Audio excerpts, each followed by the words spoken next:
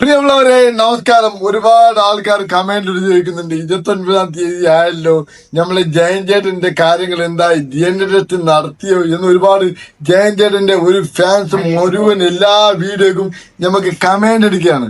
അതുകൊണ്ട് ഞാൻ അതിന് ശേഷം ഞാൻ വീഡിയോ ഇട്ടിട്ടില്ല. ലാസ്റ്റ് വീഡിയോ നിങ്ങൾക്ക് നോക്കിയാൽ പറ്റും.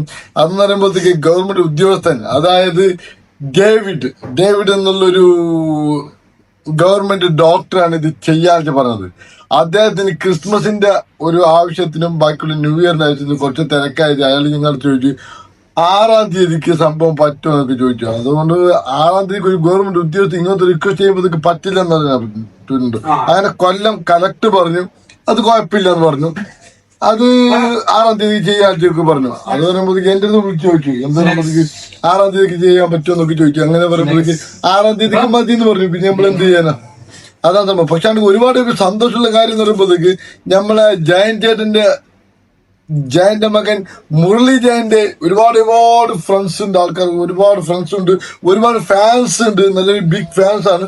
അതുകൊണ്ട് ഒരുപാട് ആൾക്കാർ മറക്കാതെ ഡേറ്റ് വെച്ചിരിക്കുന്നല്ലേ, അവർക്ക് എല്ലാവർക്കും ഈ വേളയിൽ ഞാൻ നന്ദി പറയുന്നുണ്ട്. അത് മാത്രം കഴിച്ചോട്ടെ. അത് മാത്രമല്ല, ഇതുപോലത്തെ നല്ല ആൾക്കാരൊക്കെ സമൂഹത്തിൽ വരണം എന്ന് വെച്ചാൽ ഒരുപാട് ആൾക്കാർ മെസ്സേജ് ചെയ്യുള്ളൂ, അവർക്കും താങ്ക്സ് പറയുന്നുണ്ട്. പിന്നെ ഒരു കാര്യം പറയുന്നുണ്ട്, ഞാൻ ഇതൊരിക്കലും ഒരുപാട് ആൾക്കാർ കമന്റ്സ് ഒക്കെ ഞാൻ ഒരുപാട് ആൾക്കാർ ചോദിക്കുന്നുണ്ട്, മെസ്സേജ് അയച്ചു എന്ത് പറ്റിച്ചതാണെന്ന് വെച്ചാൽ അതിന്റെ ഒരു പരിപാടി ഒന്നും ഞമ്മക്കില്ല പറ്റിക്കുന്നത്. ഞാനും പറയുമ്പോഴത്തേക്ക് ദുബായിലാണെങ്കിലും Indian embassy and Indian corporate വേണ്ടിയിട്ടാണ് ഞാനിവിടെ പ്രവർത്തിക്കുന്ന ഒരു ജോലിക്കാരനാണ്. ദുബായ് ഇന്ത്യൻ എക്കണോമിക് പരമായിട്ടുള്ള ഒരു ജോലിക്കാരനാണ് കേന്ദ്ര ഗവൺമെന്റ്. അതുകൊണ്ട് ഒരു കാര്യം പറ്റിക്കുന്നൊന്നല്ല, പറ്റിച്ചാണെങ്കിൽ ഒരു കാര്യം കിട്ടാനുമില്ല. ഉദാഹരണത്തിന് ഞാൻ പറയുമ്പോഴത്തേക്ക് ജയൻ ചേട്ടന്റെ ഒരു എന്ത് പറയുമ്പോഴത്തേക്ക് ഇത് ഒരു DNA കാര്യങ്ങൾ ചെയ്തൊക്കെ അത് മാത്രം നമ്മൾ ഉദ്ദേശിക്കുന്നുള്ളൂ, വേറെ ഒന്നുമില്ല. അപ്പൊ ഒരുപാട് ആൾക്കാർ ചോദിച്ച ആൾക്കാർക്ക് ഞാൻ ഓരോരോ ആൾക്കാർക്ക് മറുപടി പറയുന്നില്ല. അതുകൊണ്ട് ഒരു വീഡിയോയുടെ ഒറ്റൊരു ഇത്രേ പറഞ്ഞിട്ട് എല്ലാവർക്കും 6-ാം തീയതി വരെ ക്ഷമിച്ചേ പറ്റൂ.